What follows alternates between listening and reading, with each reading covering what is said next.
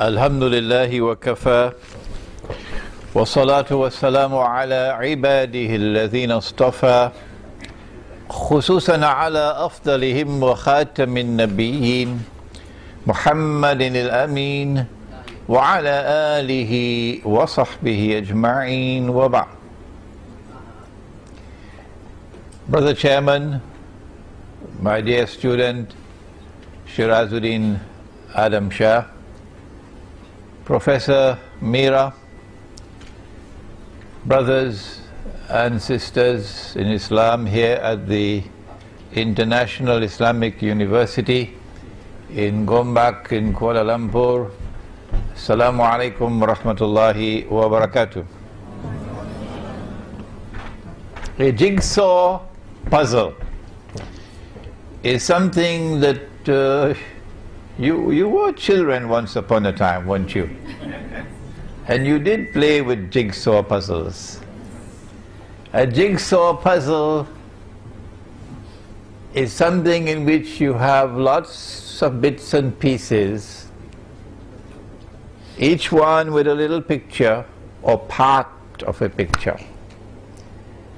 And you have to use some measure of insight to put the pieces together.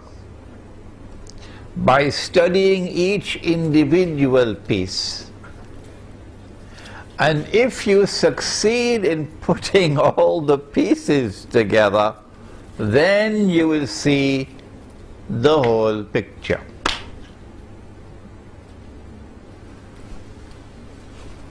Only, my opinion, and you are free to differ with me, is that only Islamic eschatology today can put the pieces together and give us the big picture, which explains events which have been mysteriously unfolding in the world and which are accelerating at this particular time, which can explain the coming economic crash, financial crash, monetary crash, concerning which Dr. Meera has done such a splendid job this morning. I'm jealous of him. I don't know how he can do it, and yet do it so simply and press all the buttons so beautifully to explain to you the crash that is coming and why it is coming. You know me, that for 15 years or more I have been saying that the US dollar is going to collapse. I've been saying more than that the US dollar must collapse. And I was not doing that because of economic or monetary analysis. I was doing that on the basis of my studies in eschatology. Eschatology, ilmu akhiru zaman, is so easy, but this big word is so difficult. Ilmu akhiru zaman, the study of the end time, the study of the end of history. How did I know that the US dollar must collapse, and with it that the US dollar, the US economy would crash? In 2004, in a lecture in Trinidad on Dajjal, which is all over YouTube, I used the words flying high. You're flying high now, but tomorrow the crash is coming. That was 7 years ago. And that when the crash comes, it's going to bring down the entire monetary system. It's going to bring down all the paper money in the world. This, you know, the stuff that we have in our pockets, the bogus, fraudulent, utterly haram paper money.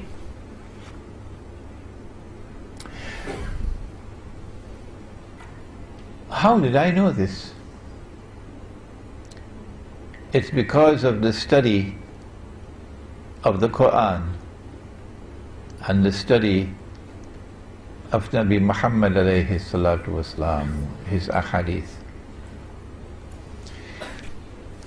A number of things are coming together at this particular time.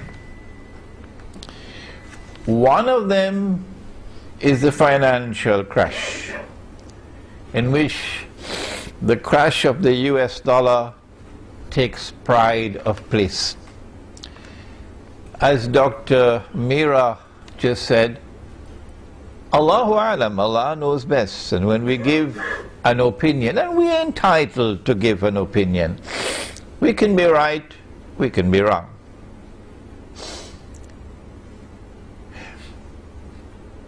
The US dollar is now in a place called ICU, in a hospital, intensive care unit.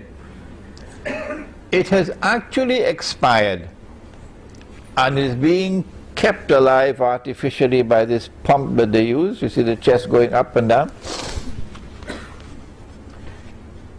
But the plug is soon going to be pulled, and then it will be pronounced dead. And the US government knows that very well. That if Israel attacks Iran, that's it.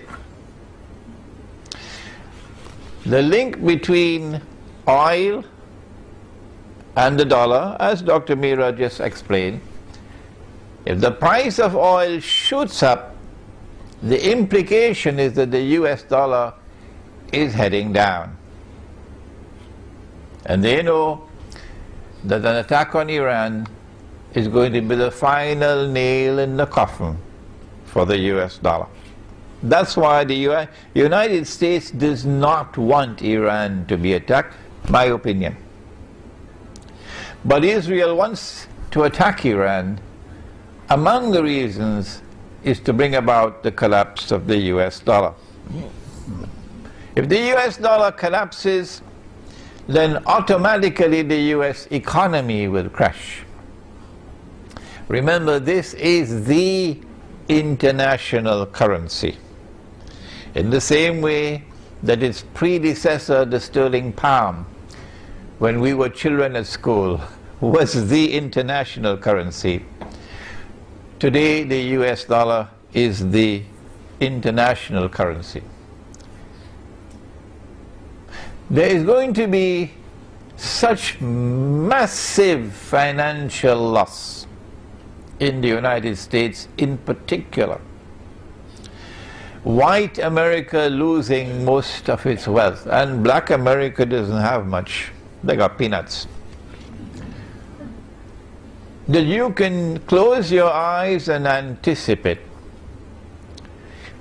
panic in the United States of America and riots in the United States of America.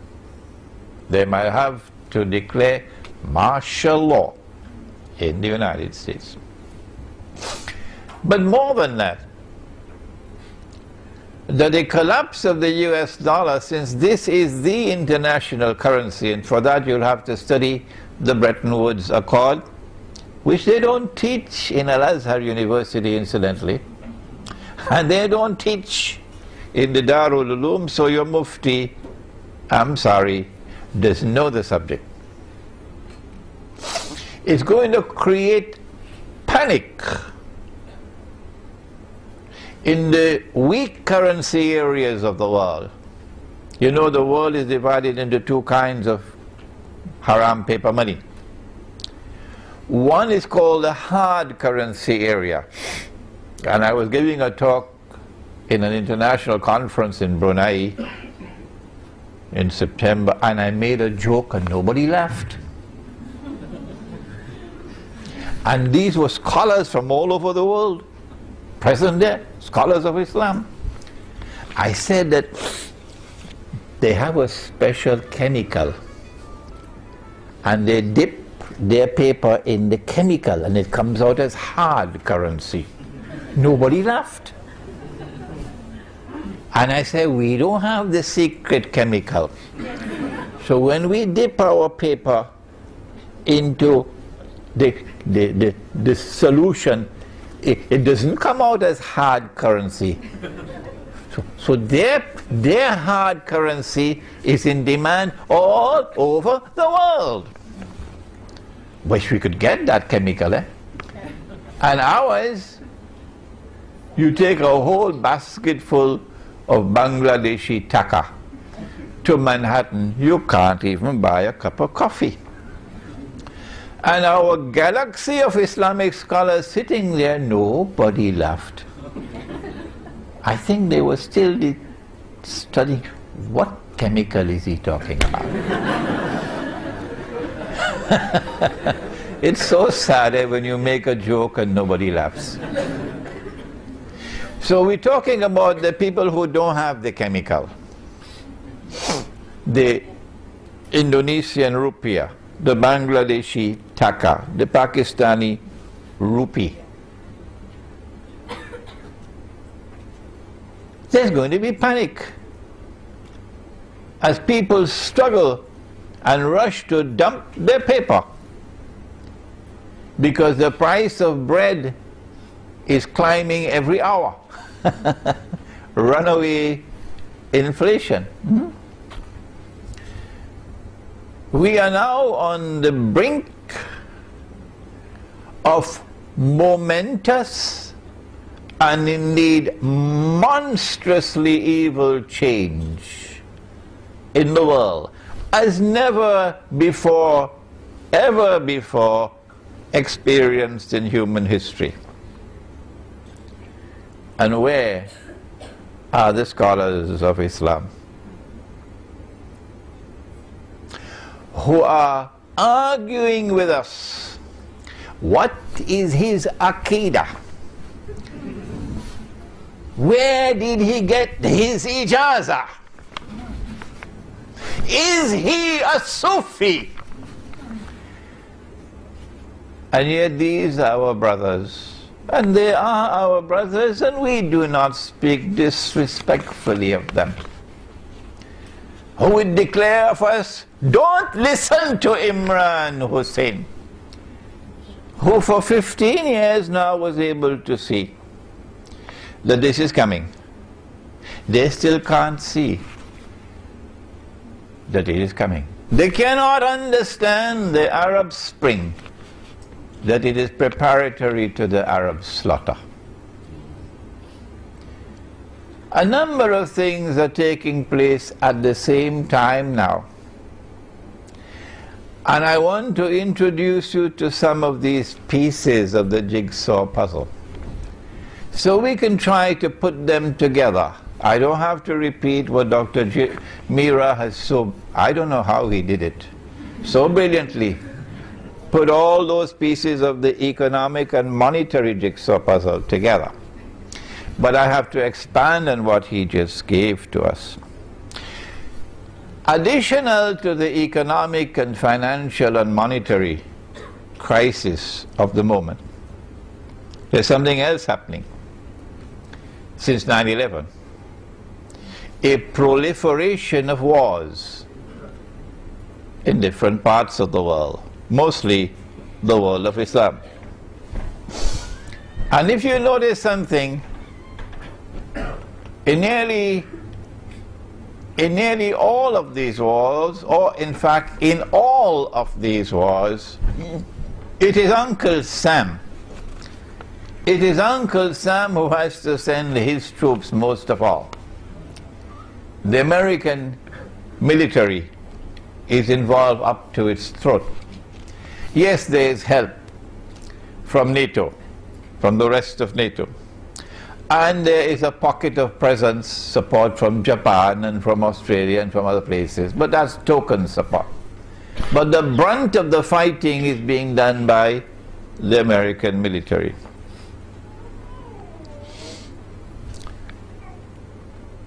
I want to suggest to you that the economic and financial crash is coming at a time when an American military crash is also going to take place. it's not just the US dollar that's going to crumble. No. That the United States has been led by its nose to a trap where it will overextend itself.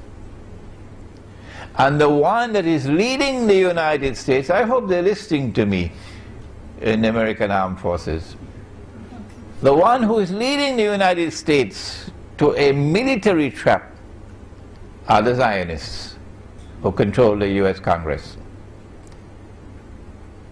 and the State of Israel.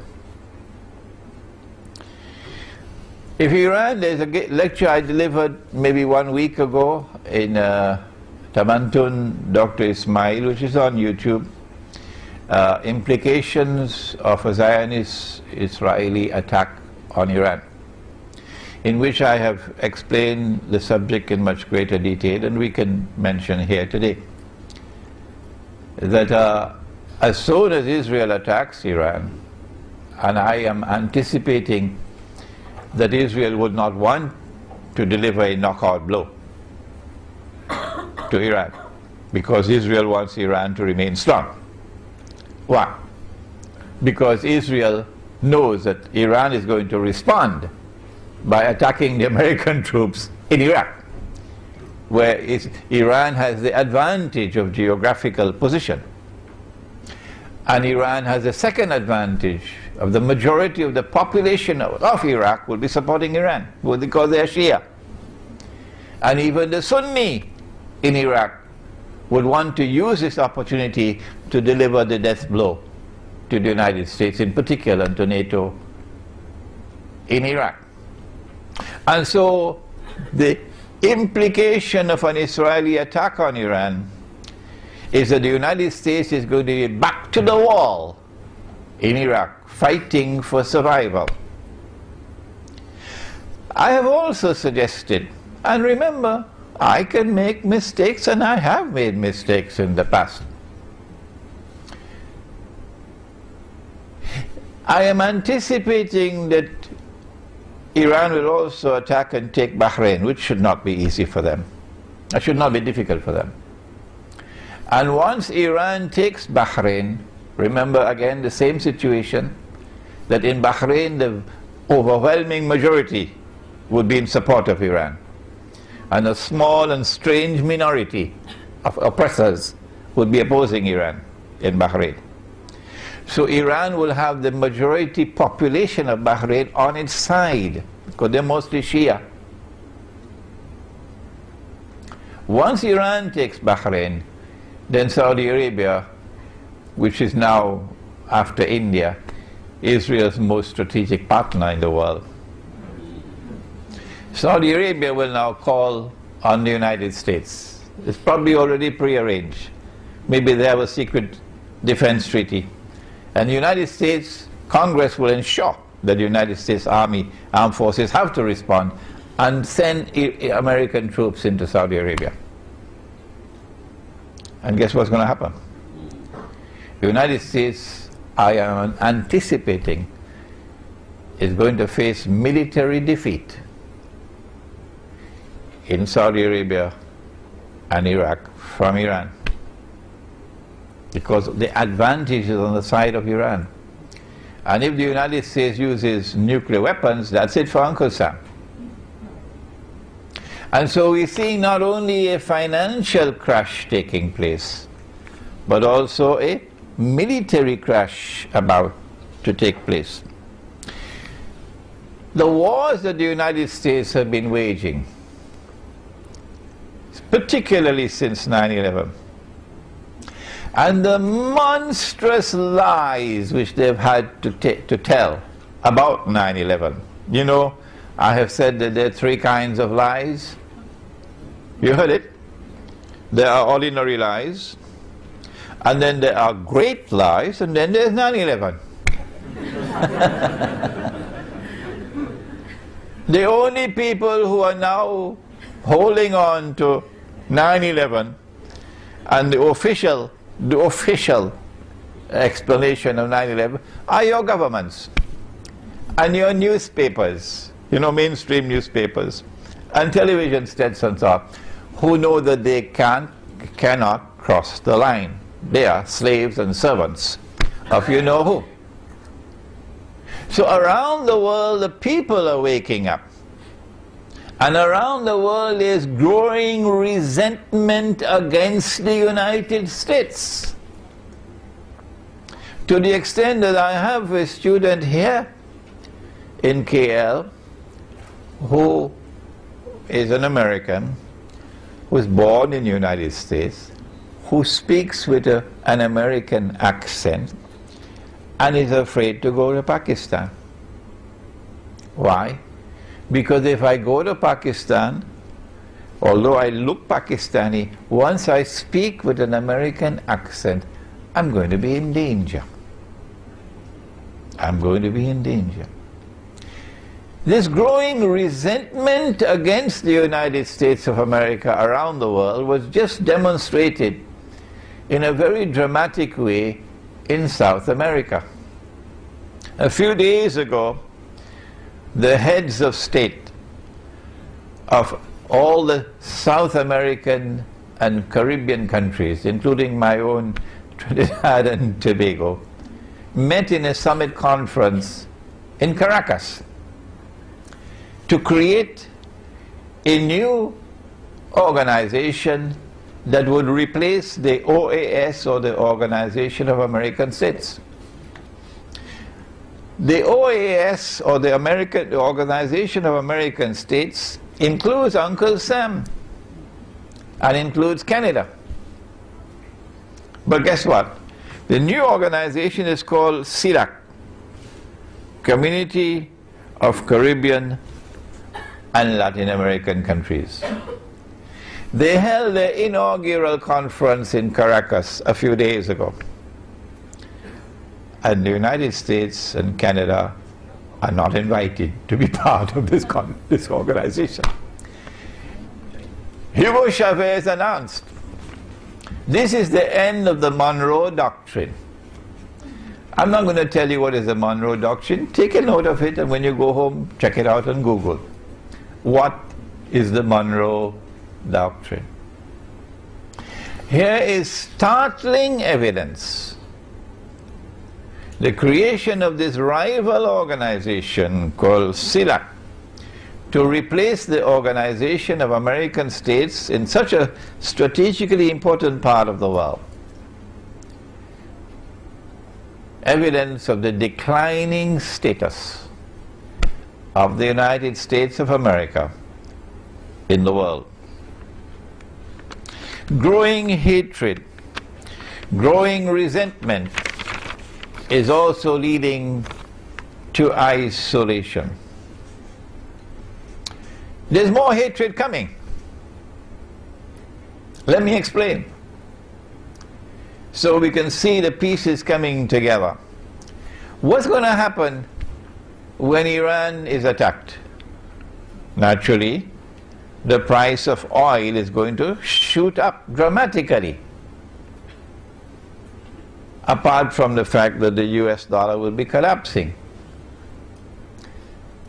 The Prophet said, alayhi salatu wassalam, it's a hadith of Sahih Bukhari, it is also in Sahih Muslim. He said about Akhiru Zaman, one of the signs of the last day is that the river Euphrates, you have studied geography, haven't you? The river Euphrates will uncover a mountain of gold. But he went on to say that the believers must not touch it. We can understand if the gold came from the bank and it's riba, you don't touch that. But this is not coming from a bank. This is not the bank of Euphrates, this is the river. So this can't be haram gold. No, this is halal gold. Well, then why did he say that the believers must not touch that gold? He said that mankind will fight over that gold. and that 99 out of every 100 will be killed. Which means that it's not going to be conventional warfare, because conventional warfare don't kill 99 out of every 100 combatants. This is going to be nuclear warfare really, or some kind of a warfare similar to nuclear warfare, which would kill 99 out of every 100, or biological warfare. So this is not going to be Tom, Dick and Harry fighting with little pistols. It has to be global warfare over that gold. If you are persuaded that the Prophet alayhi salatu wasalam is talking about a mountain of that metal, gold, that is your right. And nobody is going to look down upon you. That there is going to be a mountain of gold. A mountain is something very high. And it's going to come from the river Euphrates. Or maybe you might want to say, well, the Prophet ﷺ is using symbolic language when he used the word mountain. And then what he meant was a large amount of gold, because gold is normally underground, under the river. So a large amount of gold is going to come from underneath the river. Maybe you want to use that kind of interpretation of the word mountain. But there are some who say, no, mountain is mountain. And you have no right to interpret the word mountain to mean large quantity. Or you may want to allow me to offer an opinion. And of course you know the warning. Whenever Imran Hussein gives an opinion, please do not accept it until you are convinced that it is correct. I can't do more than that, can I? I want to suggest to you that not only is the word mountain being used symbolically, but also that the word gold is also being used symbolically. And that what the Prophet ﷺ is speaking of is black gold or oil. Yes, I know. They're going to jump on my neck now. But never mind. It's a different methodology at work here from the one which reduces religion to text and insists that the text must always be interpreted literally, the Protestant version of Islam. Whereas I am offering a different methodology where I'm using, if you'll excuse me, spiritual insight to try to put the pieces together to make a meaningful whole. That the black oil, the black gold or oil, as soon as it was discovered anywhere in the world, the Zionists immediately made sure they took control of it. Everywhere in the world that oil was discovered, the Zionists ensured they took control of it. They even had control of Venezuela's oil until Hugo Chavez came along. They even had control of Iran's oil. And they engineered a coup d'etat to overthrow Muhammad Mossadegh so that they could recover control over that oil until the Iranian Revolution came along and they lost control of that oil. Why did they want to take control of oil, the Zionists?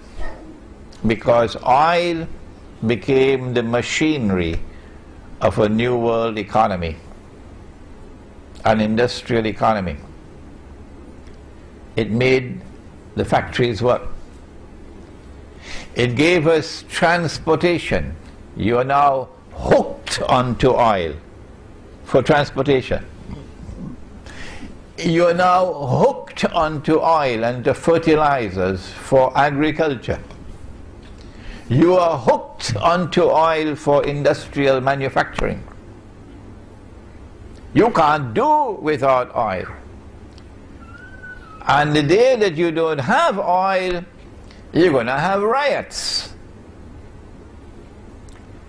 So guess what's going to happen now when Israel attacks Iran? That's why he said the believers should not touch it. Meaning, do not allow yourself to become dependent on that oil, because it's a trap. I remember an engineer in Lahore in Pakistan. He's passed away now, may Allah have His mercy on his soul, who established an engineering company in Lahore, British trained engineer. And he said to me, all that we wanted to do was to explore the use of solar energy for running fans, for fans to operate. Pakistan is a hot country. And if we could succeed in using solar energy for fans, we would cut the import bill on oil for Pakistan. So every home has fans. And he says, as soon as my company went to work on this project, the World Bank and the IMF sprang into action and came down on the government of Pakistan to force our company to abandon this project. Meaning, they did not want us to escape from the trap of dependence on oil. And so now the trap is about to be sprung. Escalating prices of oil as soon as Iran is attacked. And Iran is a major producer of oil, but in addition to that, Iran sits in control of the Straits of Hormuz. The Persian Gulf, all the oil tankers have to pass there. Straits of Hormuz is very narrow. On one side is Iran, on the other side is Oman. And Iran can close the Straits of Hormuz. And so we'll have a dramatic and monumental increase in the price of oil. And that's going to break the back of many people around the world. Because the price of oil increasing means the price of food increasing. Do you understand? Are you seeing the picture? The price of food increasing, the price of transport increasing, the price of manufactured goods increasing, cost of living rising and rising and rising. And when people cannot afford, because of the increasing price, they're going to blame Uncle Sam, because he's the one who's been waging all these wars for the last 10 years. And Israel will take a little bit of the flak, but the media will ensure that the major blame goes on the United States. So I am suggesting to you that when the Prophet said, sallallahu ta'ala alayhi wasallam, the believers should not touch that gold, it doesn't make sense that he's talking about the metal. Why should we not touch the metal, which is halal? I'm suggesting to you, and you do not have to accept my opinion, once again, that this is a different methodology at work from that one, or the Protestant Islam, in which we interpret the text as religious symbolism, and we say it's black gold. Why are these pieces coming together at this time? And we can go on to many other things. We want to suggest to you that which puts all the pieces of the jigsaw together to give you the big picture, the Islamic eschatology, is saying to us that the time has come for the United States of America to be replaced as the ruling state in the world.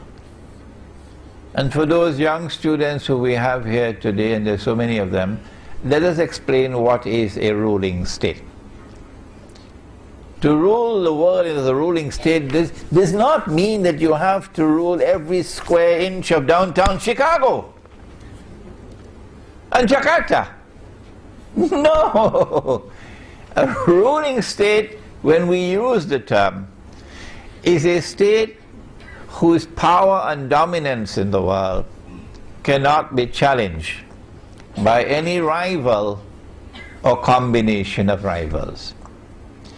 In this sense of the word, the holy state of Israel, established by Nabi Dawood alayhi salam, the Prophet David, and Nabi Sulaiman alayhi salam, the Prophet Solomon, was a ruling state in the world.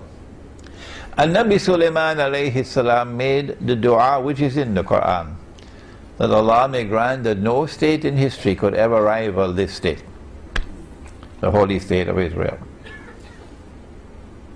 And so came the status of a ruling state.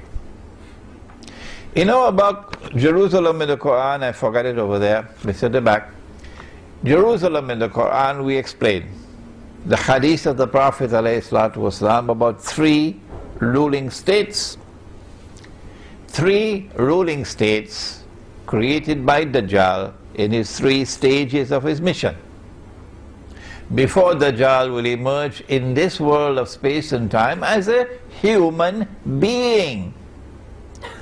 He would be a Jew. He would be a young man. He would be powerfully built. He would have curly hair. And from Jerusalem he's going to declare, I am the Messiah. And all the Zionists, the Christian Zionists and the Jewish Zionists and their followers, would say, yes, he is the Messiah. But you and I know that would be a lie. He is someone who has been created and programmed to impersonate the Messiah. And you and I know that the Messiah is the son of Mary, Nabi Isa alayhi salam, the Prophet Jesus. He would be Dajjal, the false Messiah. And the time has now arrived in the process of history where, after having created Britain as the first ruling state with something that they call Pax Britannica, and then having caused or engineered the collapse of Britain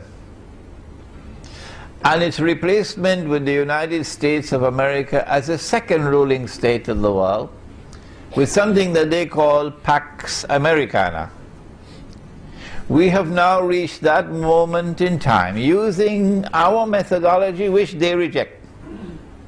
Protestant Islam rejects our methodology, and Protestant Islam says, don't listen to Imran Hussein. Don't listen to him. He has no Aqidah. He's a Sufi. Well, go ahead. Go ahead. But you're still my brothers. And I don't speak disrespectfully of you.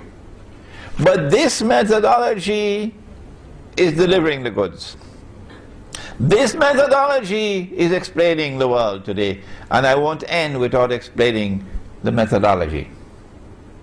That we are now located at that moment in time, and I'm addressing you now, Protestant Islam, when Dajjal's day like a month is ending, and his day like a week is beginning, and a new ruling state is emerging, which will replace the United States of America. That is the big picture. The jigsaw puzzle has now been put together. Israel wants to replace the United States of America as the third and last ruling state in the world. You have never said that, Protestant Islam. We are saying it. And guess what? The Muslims around the world are convinced that we are correct. And we thank Allah who gave us the insight to be able to see the big picture through Islamic eschatology. When Israel takes over from the United States, and the financial crash and the economic crash and the military crash and the hatred for the United States around the world and so on are all part of the agenda to bring down the United States. When Israel takes over from the United States and the world, then Israel must establish its political and economic dominion over the whole world. And the first people that have to rule will be the Arabs. Of course. Otherwise no Jew will accept this as a ruling state. And so the Arab Spring has come at this time to facilitate the wars that Israel will have to wage in order to subdue the Arab world and establish an Israeli political and economic dominion over the Arab world. And yet Arab Islamic scholarship knows nothing about this. Arab Islamic scholarship knows absolutely nothing about it. That is our predicament today, that we need a new generation of scholars of Islam using the methodology that we are offering to be able to read the world correctly. It is at this time that we have to ask, why is it that Protestant Islam has emerged at this time with an insistence that religion is based on texts, that your hands have to be here and not here, and that your feet have to be like this and not like this, and that your pants or your pajama must reach here and not there? I'm still using respectful language. You should have heard my teacher, Maulana Fadlur Rahman Ansari, rahimahullah. He thundered at them 40 years ago. He gave them, he blasted them left, right and center. But Imran doesn't have his thunder. My teacher of blessed memory, Maulana Fadlur Rahman Ansari, rahimahullah. This Salafi version of the faith, and remember Salafis, you are my brothers, and I am not picking up boxing gloves against you. This is an academic, an intellectual discourse. We differ. Why can't we differ? Why can't we exchange views without hatred for each other? Why? You are my brothers, but that does not mean that you are immune from my offering a valid criticism of a methodology which is incapable of recognizing why the financial crash is taking place now, why the economic crash is taking place now, whereas our methodology is explaining why it is taking place now. And there's something else which is happening at this time. The pieces are coming together. We have a group called the Tabligh Jamaat, who have fanned out around the world. And they are beautiful brothers. Oh yes.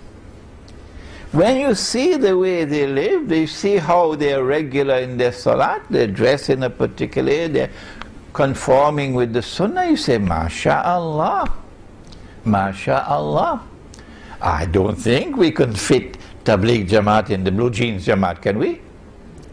You know the blue jeans Jamaat. But why is it that at this particular time, when we face a challenge different from any that we have ever faced before, that we should now have this Protestant version of Islam with that epistemology and with this gathering of large numbers of people, 500,000 ijtima in downtown Chicago?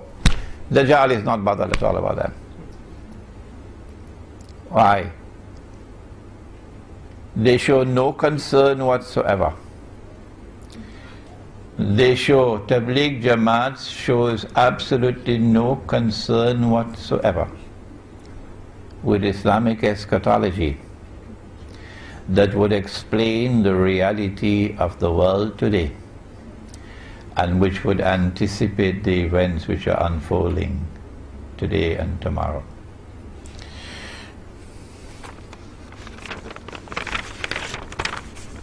I say that this is not happening by accident. And it is time for us to deliver a wake-up call, lovingly of course, not with boxing gloves, to all those who are members of the Tabligh Jamaat, the only Jamaat in the world, incidentally, which has closed the doors of the masjid to me wherever in the world I have gone. I cannot go into a masjid controlled by Tabligh Jamaat to teach them that which they do not know. And they don't have the teachers to teach it. Most of the Salafi masjids are the same except for, and may Allah bless him, Sheikh Faiz in Sydney. Sheikh Faiz, who is the foremost Salafi Sheikh of Australia, graduate of the Islamic University of Medina. And when I was in Australia for my second visit in 2002, Sheikh Faiz came to my home where I was staying and brought a Lebanese breakfast one morning so we could sit down and have Lebanese breakfast, and then invited me to his center to give a lecture on Islam and the international monetary system. And before the lecture could take place, he asked me to come into his office. And he said to me, Sheikh Imran, I want to become your student. Those were the words he spoke to me. Well, he's such a learned man, I should be his student. Why is it? Why can't we give you a wake-up call and yet remain brothers with each other? Because your methodology is wrong. You're putting your head in the sand like an ostrich in Tabligh Jamaat and not paying attention to understanding events unfolding in the world is dangerous for the Ummah. It's like sleepwalking through history. I thought Ronald Reagan was the only one who did it. But that's what you're doing, Tabligh Jamaat. Do not be annoyed with me. Do not be offended. Because you are my brothers. Now let's come to the methodology. The Prophet said, alayhi salatu wasalam, that every prophet warned about Dajjal. And the Prophet Nuh alayhi salam warned about Dajjal. But I'm going to tell you something that no one has ever said before me. Dajjal sees with the left eye, he's blind in the right eye, it looks like a bulging grape. Dajjal sees with the left eye, he's blind in the right eye, it looks like a bulging grape. But your Lord is not one-eyed. Between his eyes on his forehead is written the word kafir, kafir, kafir. And every mu'min will be able to read it, whether that mu'min is literate or illiterate. And so Ali radiallahu ta'ala anhu will be able to read it. Kafir. But Tony Blair won't be able to read it. You know, he was just convicted for war crimes right here in KL. So we sent Tony Blair to the eye specialist. Check out his eyes. Why he cannot read this kafir? Oh, when you're sending Tony Blair, send George Bush also with him. And then the report comes, nothing wrong with their eyes. Well then how come they can't read, but the mu'min can read? We say, and this is our viewpoint, and you don't have to accept it, is that when Dajjal sees with the left eye, this is religious symbolism at work, that he is seeing with external sight. And when he is blind in the right eye, this is religious symbolism at work, that he is internally blind. And that's why the kafir cannot read. Because when the mu'min reads, he's not reading with these eyes alone. He's reading with internal sight. And did the Prophet not say, sallallahu ta'ala alayhi wasallam, I wish I had another 1 hour to deal with the subject. He said, ittaqu firasat al-mu'min fa innahu yanzuru bi nurillah. Fear the firasa. The firasa is that hikmah or that wisdom of the believer, which is intuitive in nature and founded on spirituality. share the intuitive, internal, spiritual insight or wisdom of the mu'min, because when he sees with the nur of Allah. And so this hadith is speaking about epistemology and about spirituality. The absolute imperative of pursuing the spiritual quest, so that you'll have internal nur with which to see, and so that you have a chance of walking in the path of Khidr alayhi salam. After all, it is Suratul Kahf of the Quran, which is the surah of Ilmu Akhir Zaman par excellence. And Khidr alayhi salam is different from the rest because you'll only meet him where? You will meet him at Majma'ul Bahrain. Majma'ul Bahrain, the place where the two oceans meet. Which two oceans? Go to Imam al-Baydawi and his tafsir. The ocean of knowledge externally acquired, the ocean of knowledge internally received. When these two oceans of knowledge come together, as they did in my teacher of blessed memory, Maulana Dr. Fadl Rahman Ansari, rahimahullah, when these two oceans come together in an individual, in a scholar, and are harmoniously integrated, only then do you have the scholar who can take all the pieces together and solve the jigsaw puzzle and deliver to you the big picture. And so today we address them, Protestant Islam, and we ask you to take another look at epistemology and at spirituality, the methodology that we are offering. ربنا تقبل منا إنك أنت السميع العليم وتب علينا يا مولانا إنك أنت التواب الرحيم برحمتك يا أرحم الراحمين آمين.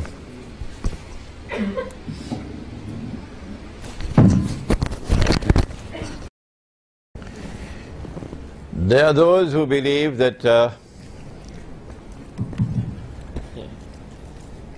and they are correct, of course, that money in Islam is dinar and dirham. And there are lots of dirhams at the back there, you can take a look at them. Money in Islam is dinar and dirham. Malaysia is minting dinar and dirham now. However, dinar and dirham are still prohibited in this country as legal tender. I understand that Bank Negara is tolerating it because they are interpreting it as barter. Barter. So dinar and dirham is not money, it's a commodity being bartered.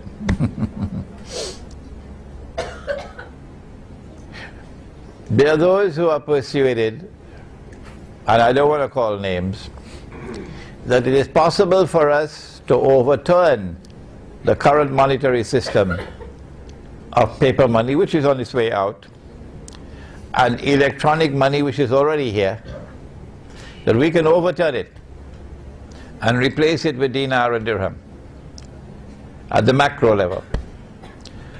I don't think it's possible, but if you think it's possible, go ahead.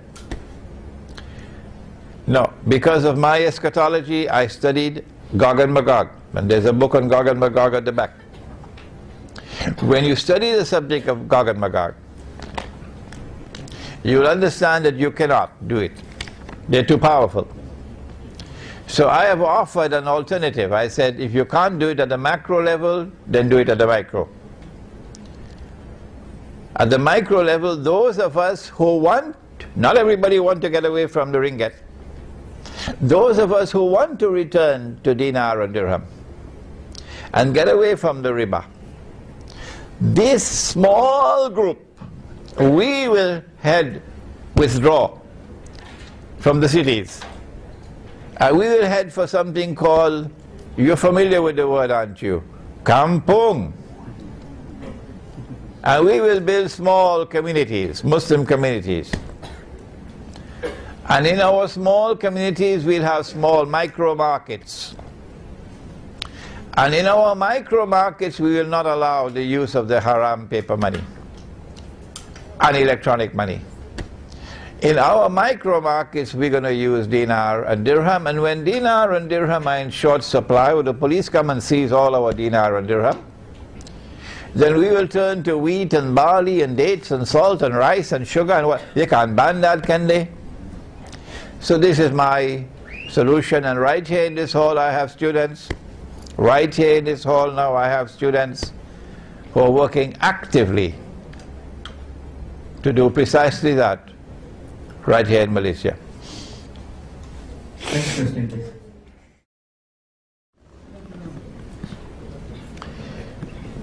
It is my opinion that the Arabs are being set up to be slaughtered.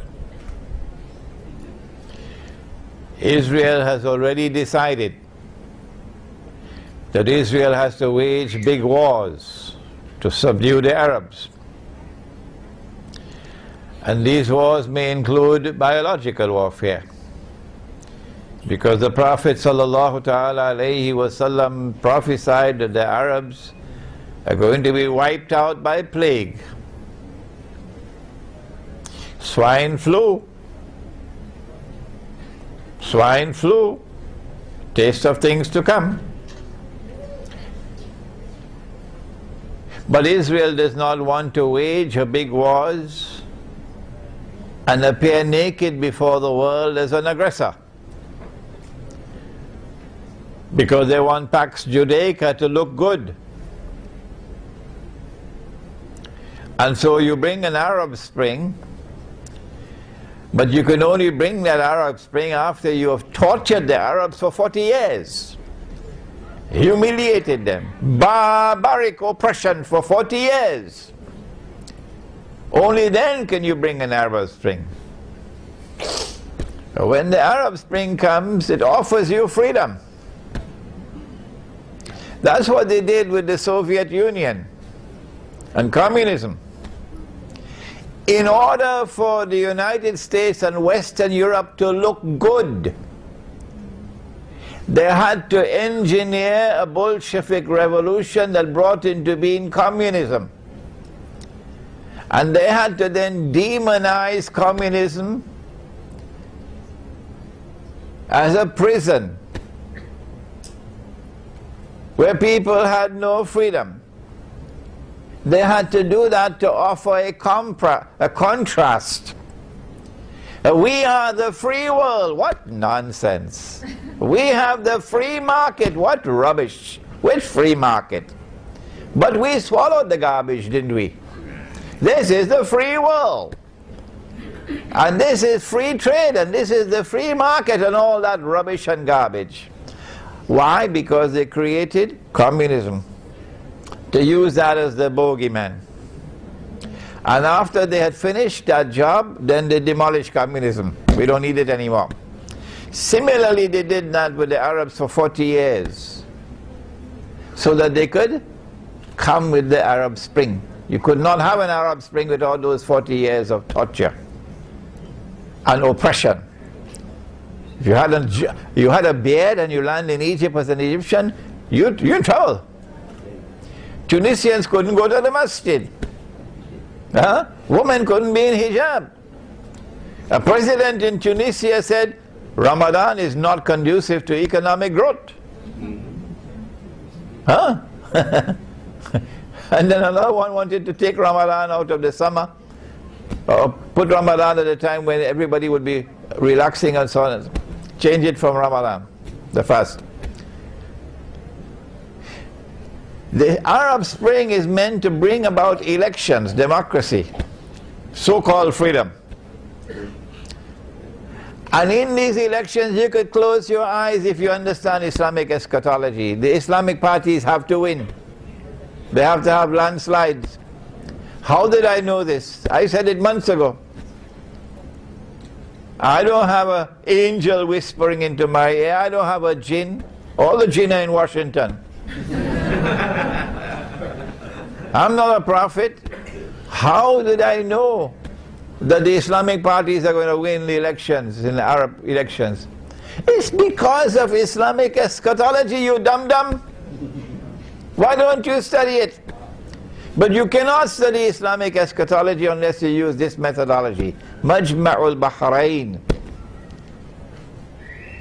When the Islamic parties win the elections and form government, number one, you have to bring Sharia. Number two, you have to support the Palestinians. And on both fronts they have time bombs waiting to explode. And then the Islamic parties and governments are going to be declared terrorists. And then Israel will be able to wage her wars while claiming to the world, we're only defending ourselves from terrorists. Are we saving mankind from the menace of Islam? That's why. What can you do? You can start in the Arab world by creating a new generation of scholars of Islam who have the capacity to study and deliver Islamic eschatology, that you'll understand the reality that you're facing in the world today. Unless you understand that reality, you cannot respond to it. Yes, I believe that there are going to be more of these monstrous acts of terrorism, that the Israeli Mossad will engineer and the CIA, and then they put the blame on us. Yes, I believe it's going to be coming. In addition to the very valid point made about monetary matters, Islamic banking is also fraudulent on another front. Nabi Muhammad ﷺ would sometimes buy goods and he would not have the money to pay for it. So the shopkeeper would give him time to pay. When you buy and you're given time to pay, this is called a credit transaction. Credit transaction. So a credit transaction is halal in Islam. But there is no evidence that the shopkeeper was allowed to raise his price because he had to wait for his money. And so credit price and cash price had to be the same. If credit price is higher than cash price, higher purchase, or murabaha. If credit price is higher than cash price, the difference between the two would be because of time. That money can increase over time. If you believe that money can increase over time, you are misguided, dangerously misguided. Because Allah says no, money cannot increase over time. That transaction is invalid.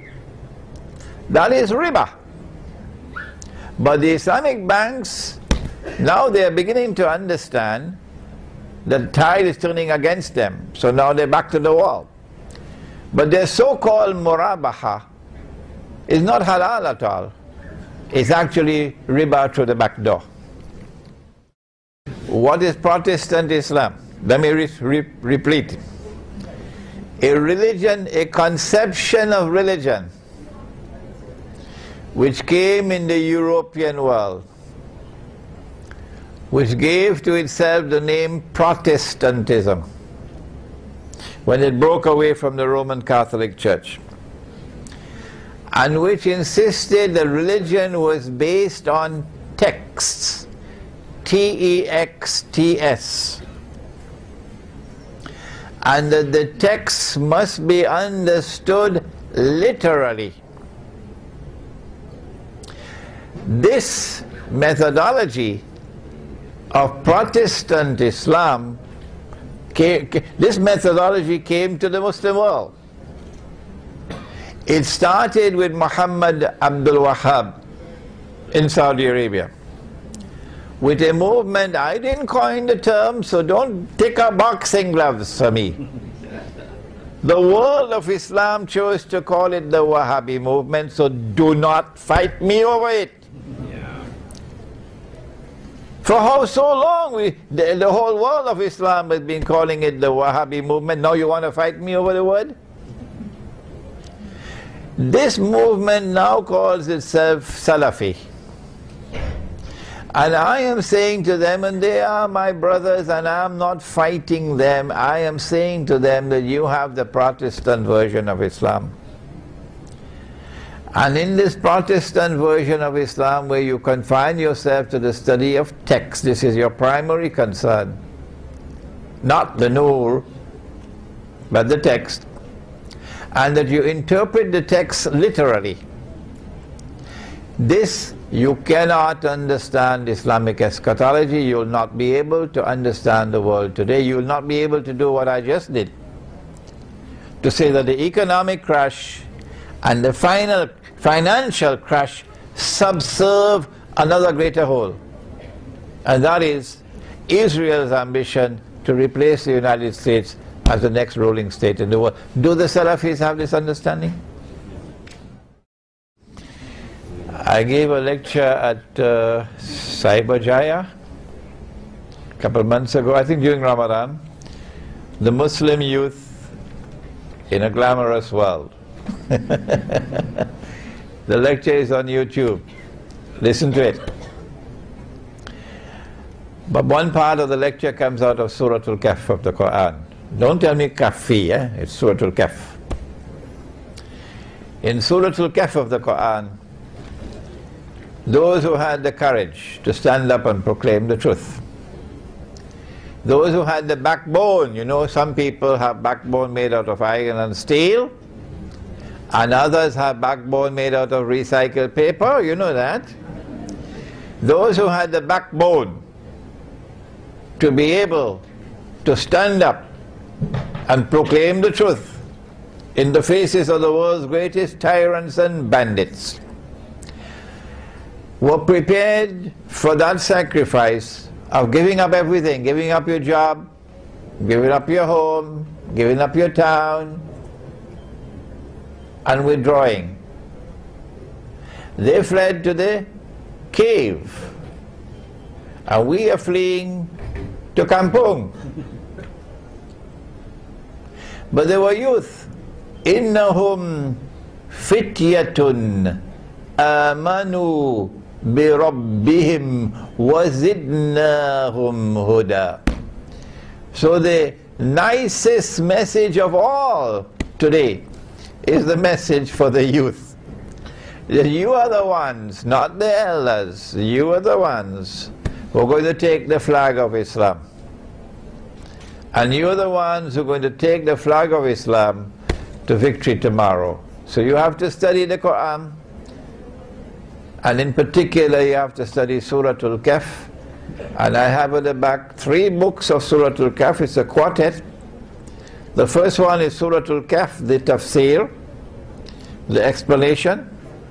That's at the back. The second one is Surah Al-Kahf in the modern age, which is the ta'wil, the interpretation. That's at the back. The third one is Gog and Magog, an Islamic view of Gog and Magog in the modern world. That comes out of Surah Al-Kahfi. And if you send me less emails, I'll be able to write the 4th one. An Islamic view of Dajjal, the false Messiah. This is my interpretation, and I can be wrong. I said that when Nabi Ibrahim alayhi salam saw in a vision that he must sacrifice his son, or he is sacrificing his son, Nabi Ismail alayhi salam.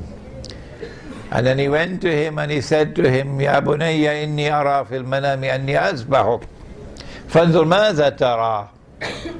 The son then replied, Ya abati fa'al ma tu'mar. Oh my son, this is what I have seen in my sleep. How do you respond? And the son replied and said, Oh father, do as you have been commanded. So the son and the father understood it to be a divine command. And when he was about to sacrifice his son, then Allah subhanahu wa ta'ala called out to him by name, Ya Ibrahim, by name. Qad sadaqta ru'ya, you have already fulfilled the vision.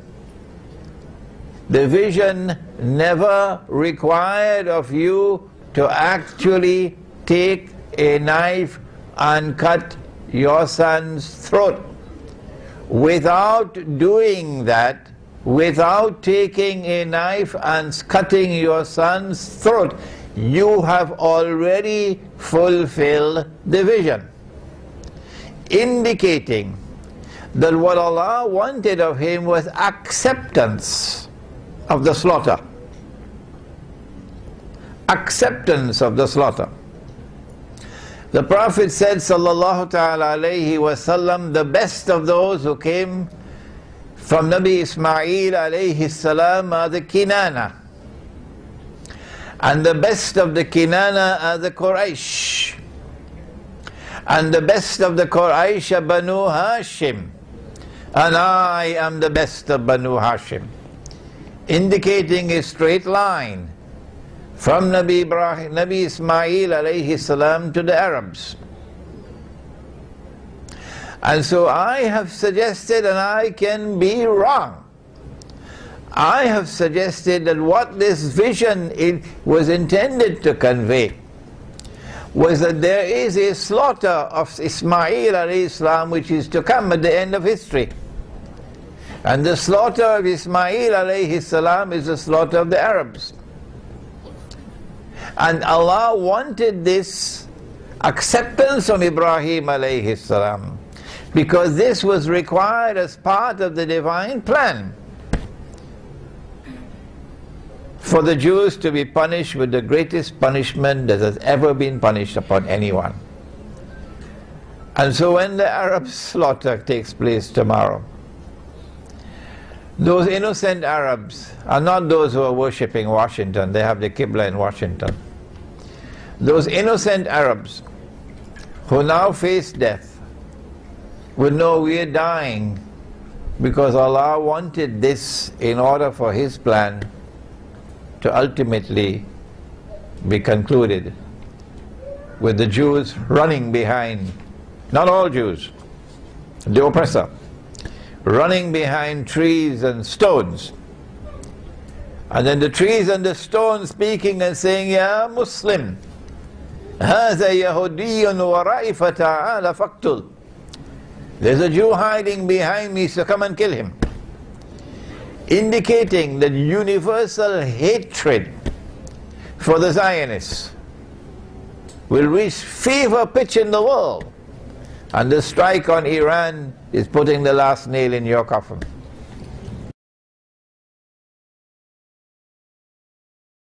إلهي لست للفردوس أعلى ولا أقوى على نار الجحيم الله فهب لي التوبة واغفر ذنوبي فإنك غافر الذنب العظيم إلهي لست للفردوس أعلى ولا أقوى على نار الجحيم الله فهب لي توبة واغفر ذنوبي فإنك غافر الذنب العظيم Tuhanku, aku tidak layak untuk syurgamu, tetapi aku tidak pula sanggup menanggung siksa nerakamu. Dari itu kurniakanlah ampunan kepadaku, ampunkanlah dosaku. Sesungguhnya Engkaulah pengampun dosa-dosa besar. Tuhanku, aku tidak layak untuk syurgamu, tetapi aku tidak pula sanggup menanggung siksa dosa nerakamu. Dari itu kurniakanlah ampunan kepadaku, ampunkanlah dosaku. Sesungguhnya Engkaulah pengampun dosa-dosa besar. Ilahi lastulil firdausi